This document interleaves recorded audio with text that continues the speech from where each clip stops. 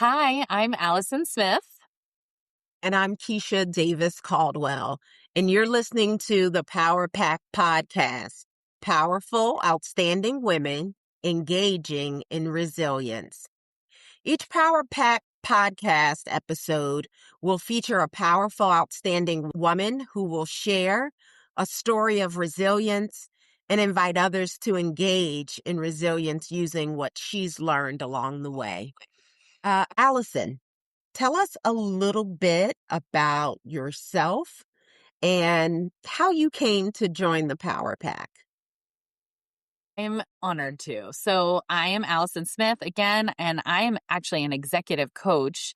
I've worked with powerful, outstanding women for the last 11 years, getting to have a real front row seat to how they engage in resilience. And some of the conversations I've had with them, as well as the conversations I've had with my community, which includes the two of you who are on this call today, and those of us who have started this podcast, really are around how we engage in our resilience, how we come back to ourselves in the midst of our trials and triumphs of life. And so I'm just so excited to be part of this project. I do believe that resilience is amplified when we draw strength from each other. So, Keisha, tell us about you. So I'm Kisha Davis-Caldwell, as I said. I really spend my days in leadership development, really helping organizations and individuals answer the question, what should leaders know and be able to do? And so for me, resilience is a big part of that, right? If you're going to lead in any capacity, whether it's leading self or leading countries, I need you to be resilient. And I need you to know how to tap into that resilience, especially during challenging time. I came to this work because I was having really powerful conversations around challenges and not giving up. Conversations that we've had one on one, but that I've had in small groups of women probably since high school. So I really felt the need of, are we just going to be challenged, or are we really going to activate something? Are we going to step into our power and our agency and decide to help one another and not keep our resilience, or our anger sometimes to ourselves. So I'm excited to see where this goes and who this impacts, and actually, how I'm changed in the process.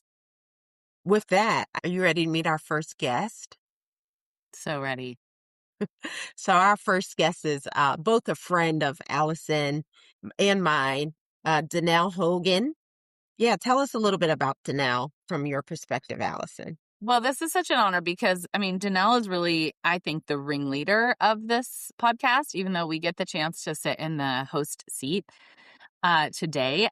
She is such a beautiful soul who has helped my personal resilience, who has helped usher and like doula other people's resilience in our friend group and throughout the world, frankly. Like there's such a big ripple effect. So, our guest today, let me give you her formal introduction, is DaNel Hogan. She is a lifelong STEM educator and professional learning specialist who has spent decades engaging and empowering students, teachers, and professionals around the world to make sense of and improve the complex world around them.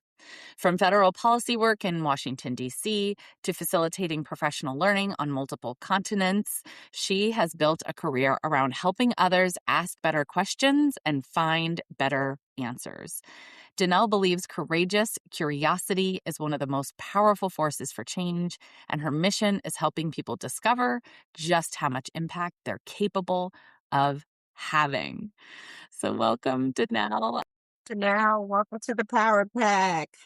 I'm so excited to be here with you, and we're finally getting this started, which has been a big journey. It has. What would you like the listener to know about who you are as we start, DaNel?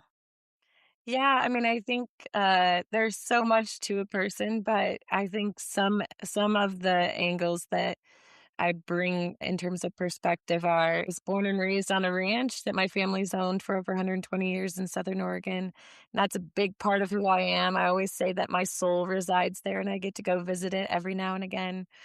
I left home to go to college after I graduated from high school, 2,000 miles away in Iowa because I wanted to see something new. And so I hopped on a plane for the very first time and went to go explore and see a different part of the country and learn something new. And I was the first member of my family to go to college. And usually say that I'm trained as a physicist. I chose to become a physics teacher. And then I've chosen in the last decade plus to broaden my impact by working with teachers and professionals and still with students, but like, again, really looking at how do I broaden my impact. And so that's some of what I'm bringing with me today. That's awesome, DaNel. We'll learn more about you as we continue to talk. I don't want to assume that we all have the same definition of resilience. So I'm going to ask you to, how do you personally define resilience? And what do you see and hear when you think of the word resilience? I mean, this is an interesting one for me because at first I think like it's about toughness. It's about being tough.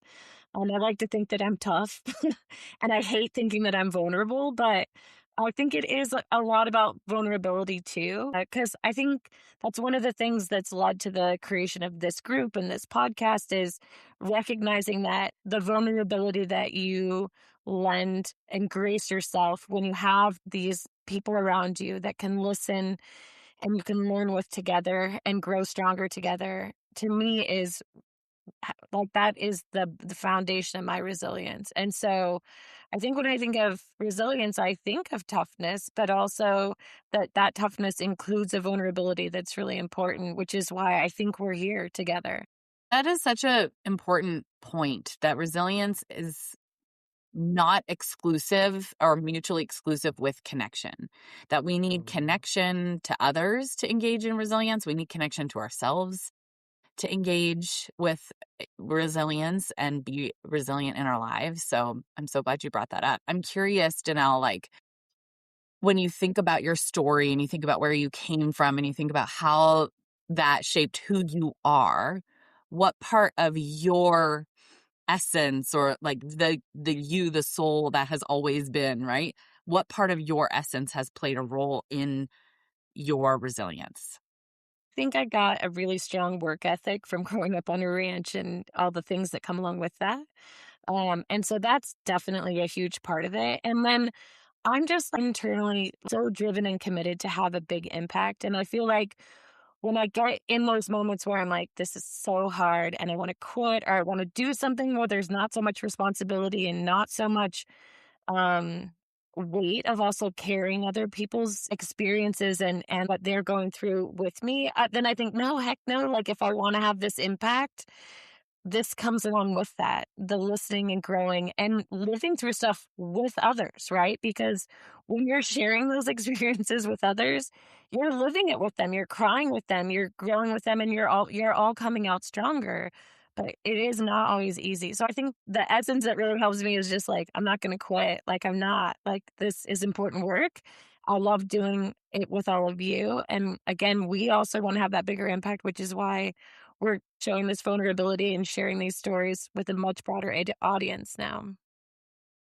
DaNel, thanks for that. So much about resilience too is balancing challenges with joy, right? So being able to get through the challenging times with laughter, laughing at ourselves, at each other, and sometimes, quite frankly, the crazy world as it is.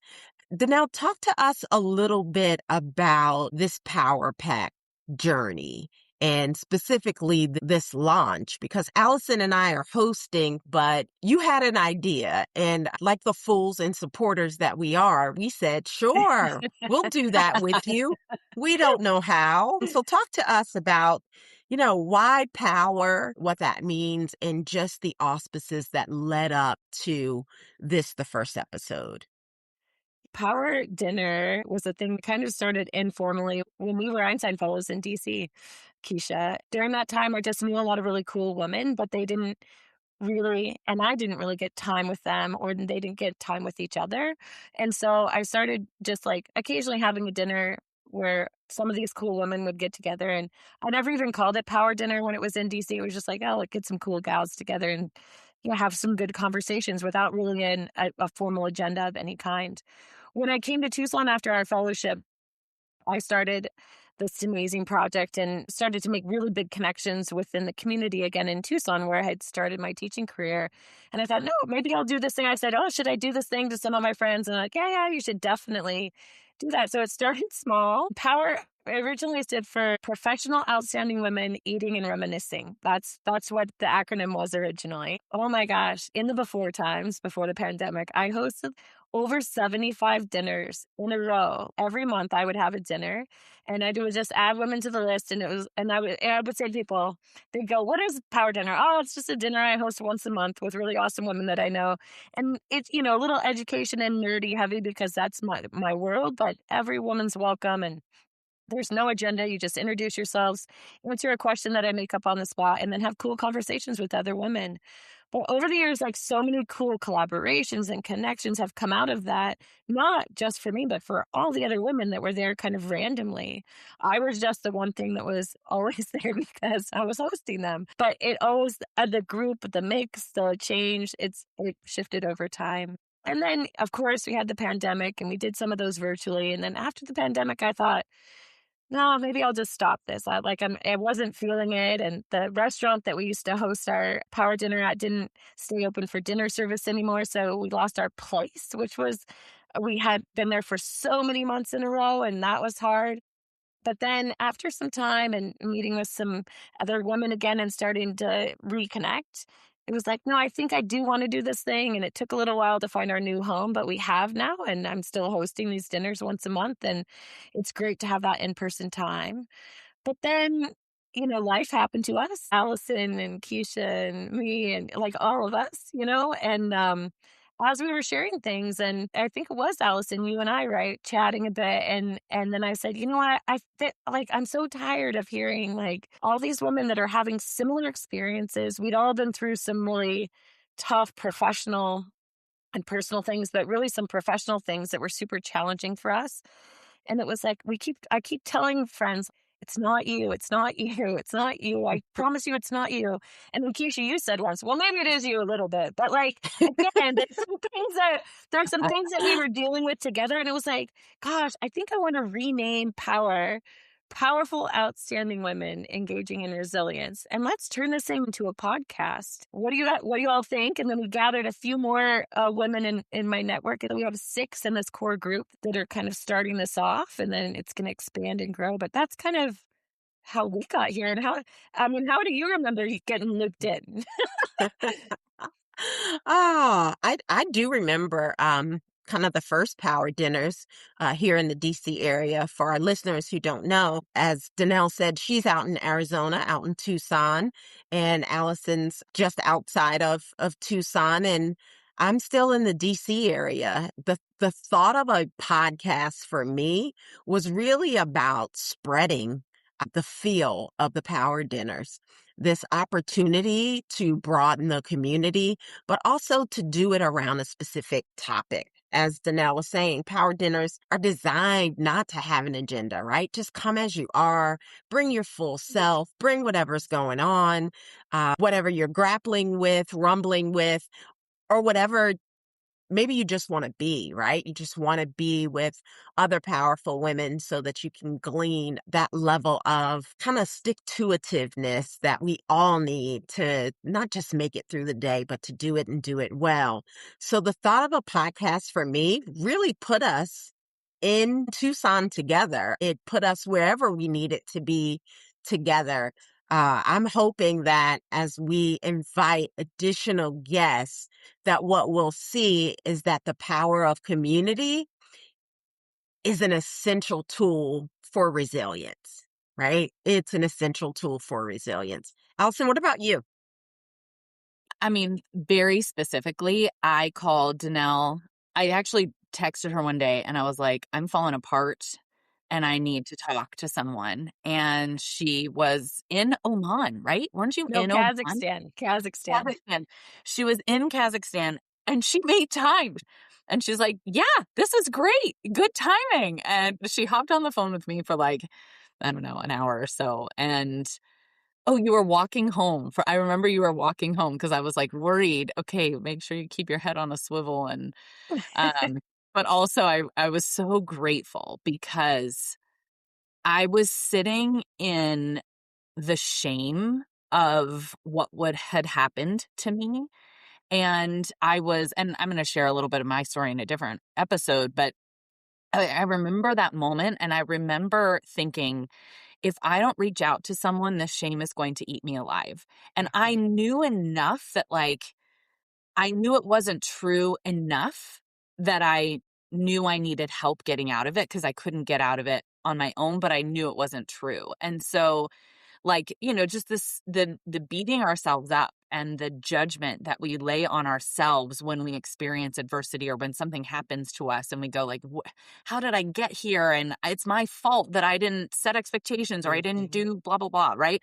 And we sort of lay it all on our shoulders. And that's so wrong. And even when we know that I don't deserve to take this all on, it's really hard to do the work of pulling ourselves out and coming back to what's true on our own. And so DaNel, I knew, I was like, I need to reach out to someone who can remind me who I am. And so I reached out to DaNel and she did. And she was like, look, we cannot be having any more of these conversations behind closed doors. We need to be having these conversations out in the open because if me reaching out to DaNel created, an immediate relief from the shame that I was carrying unfairly, and the judgment I was laying on myself, then imagine what will be possible for other women to hear this who may not have a DaNel in their life, although now everyone has DaNel in their life because they're listening to this. That's a But good thing. it's a real gift to have DaNel in your life, let me tell you. But if we don't always feel like we can call a friend or have a person who can remind us who we are, sometimes it can be just as powerful to hear another woman remembering who she is, because that reminds us, kind of to your point, Kisha, of like what skills and capacities do we need in order to thrive? That's one of them. We need to remember who we are, but in the moment, sometimes we can't. And so hearing someone else model that is so powerful. And so that's what brought me to this. And I never got to go to a power dinner. I am outside of Tucson. I'm pretty way outside of Tucson because I'm like an hour and a half away up in Phoenix. But now I really like the idea, Kisha, that Phoenix is just a suburb of Tucson. I'm going to go with that. But anyway, so I never got to go to any of them. And I'm just so privileged and excited that I get to engage in these same ways that you guys have created in person. The image that was coming to mind was like, what if this really was like sitting around a campfire, or like you guys had created sitting around a table. And so I don't know if the listener needs to get a s'more or get a coffee or like a glass of wine or something that they're holding and engaging with as they listen to this podcast. But I have my coffee here. And I do think it's this is an intimate conversation and opportunity for us to just be together and to learn from each other's stories. Well, I was just going to say, Allison, I mean, I just think too, part of what brought this initial group of 6 together is kind of the ping pong support that's been provided, right? Like you've provided me support in professional moments when I desperately needed help and advice and a different voice in my head. And Keisha has given me advice for many, many years and provided that voice and perspective that has really helped me and changed my thinking and, been such a positive influence on me. And I think that's again what's drawing us all together, is that it's reciprocal. I guess that's a really important part of it. Yeah, agreed. Agreed. It's the network, right? It's like we create with all of our connections to each other a net underneath us all that helps support us all. Even if I'm not directly connected to one person, I'm still benefiting from the support they're giving to someone else in my network. And so it does connect us all. I am curious from those power dinners and from these conversations you've had, DaNel, like, what are some of the things that you hear often or experience yourself that become the challenges or the barriers to resilience?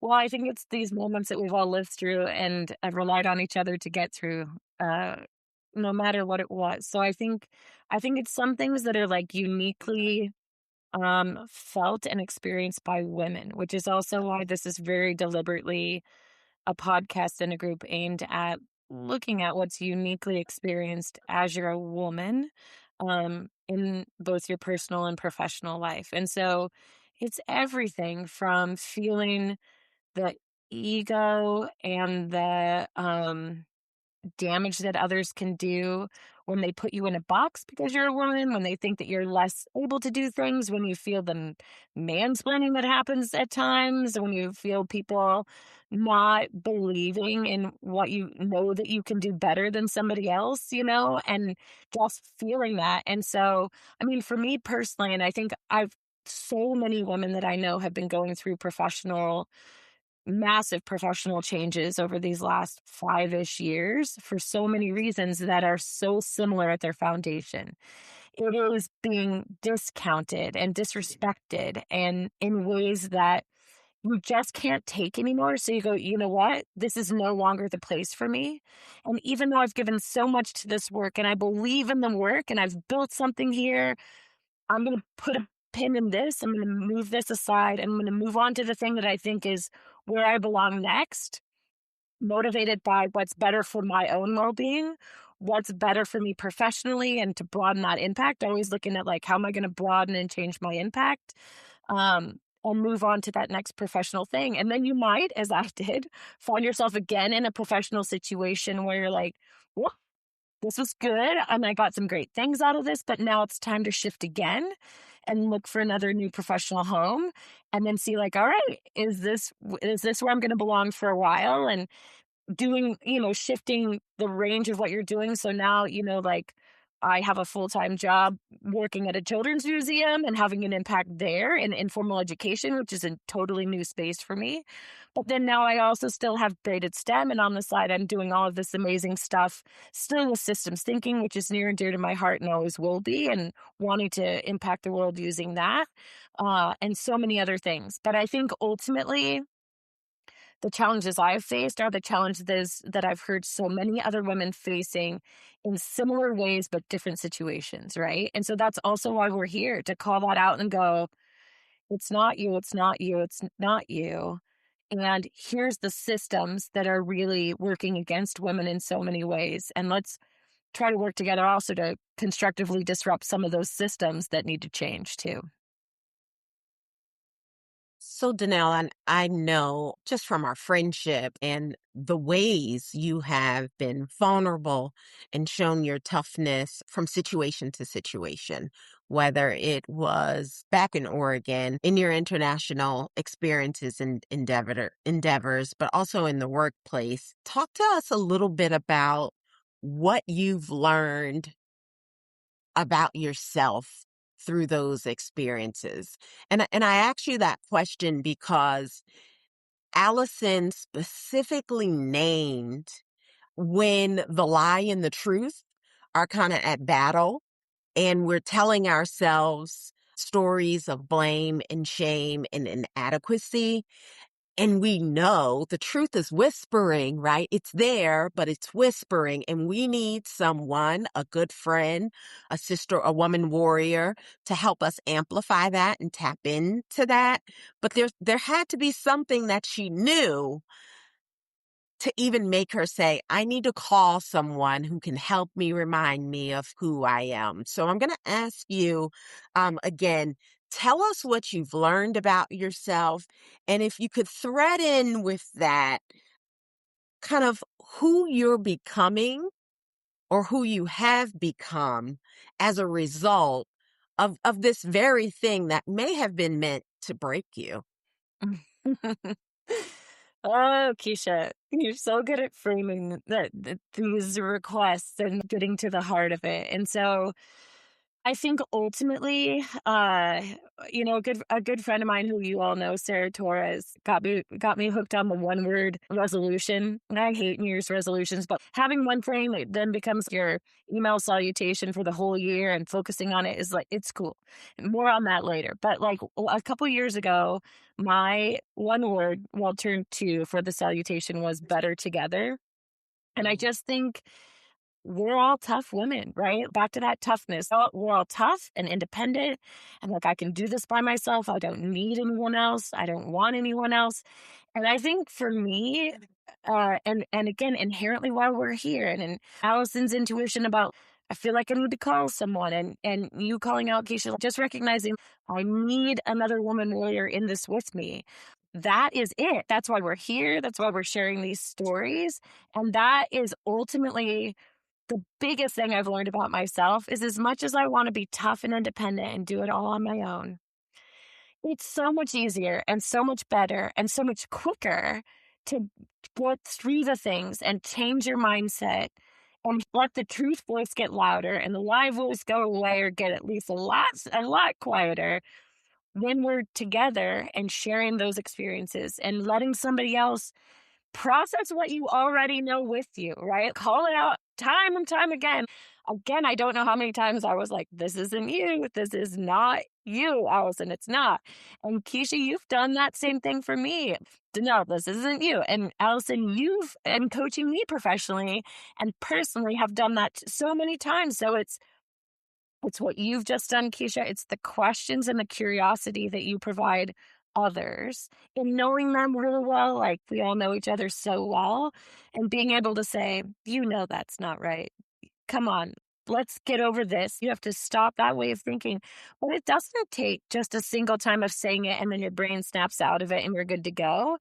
It does take hearing that message over and over again. So I guess again, who I've become stronger because I know that it is not only just okay to rely on others, but gosh, it just makes life so much more palatable and easier. And times are really tough and strenuous and anxious right now. I mean, I think the world is just there's so much that we're carrying with us because of everything that's going on that any little thing that we can do that makes it better and easier we should take advantage of, and we are most definitely better together. And I am so grateful to both of you for being such amazing, amazing friends and mentors and coaches and beautiful people in my journey. And I just want to share that also with others. And if they don't have Keisha and Allison in their lives, then now they have Keisha and Allison in their lives too. And we can all kind of contribute what others need to see that and use us if they need to, but also hopefully then broaden that box when they're thinking about who are the people that I'm going to reach out to that'll help me along my journey. That's so wisely said, DaNel. And a thread that I'm pulling together of all of this is that the thing you learned was something you already knew. It was not a learning, it was a remembering your power, a remembering who you are, a remembering what you knew to be true, but had become a little voice and had been, maybe gaslit or maybe oppressed or maybe tossed aside or discounted through some of the systemic dynamics that you faced and that we all face. And that's such a relatable truth that maybe the thing about resilience and the thing about having powerful women to sit around the campfire with or sit around the table with is to help us take off all of the systemic pieces that cloud our vision and remember what we know and remember who we are. I heard that too, Allison. I also heard an expansion of learning, right? Like DaNel is a Oregon. This girl's a farmer. She's been chopping wood since before she could walk. So toughness does matter.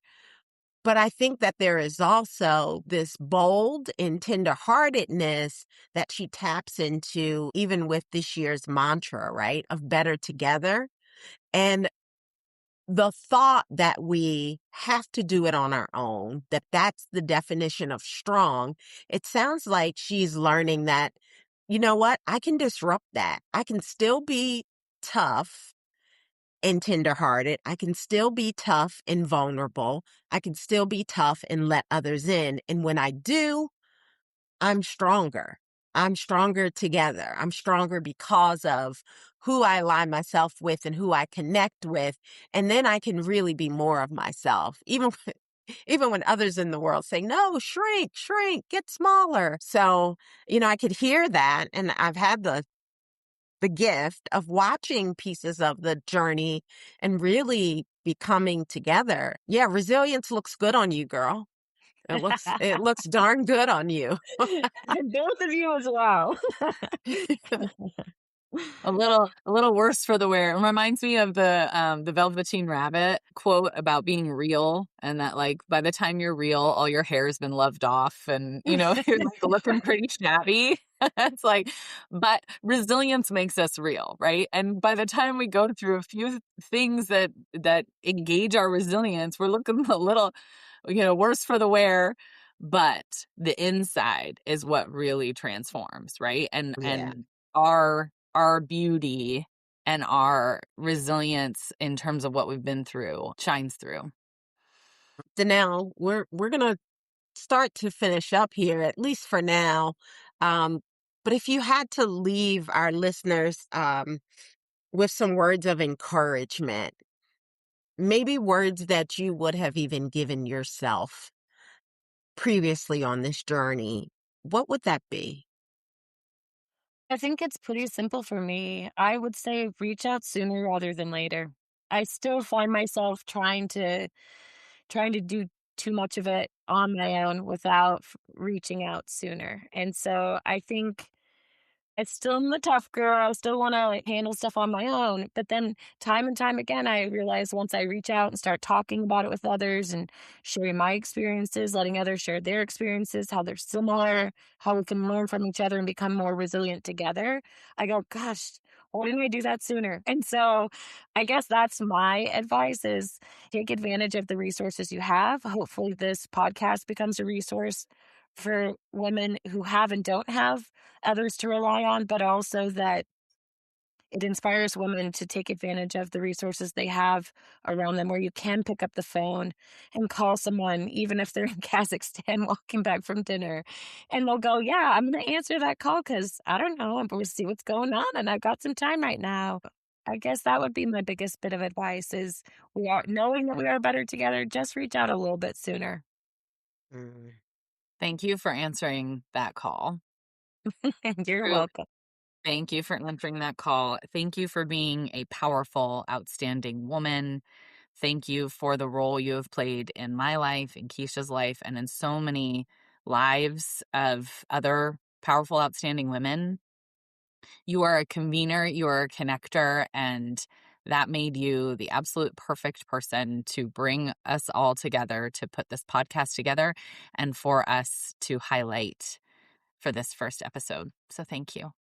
Yeah, I think we're off to a great start. Listeners, we invite you to grab another woman and bring her to the Power Pack podcast for the next episode. Once again, I'm Kisha Davis-Caldwell. And I'm Alison Smith, and we'll see you back here next time.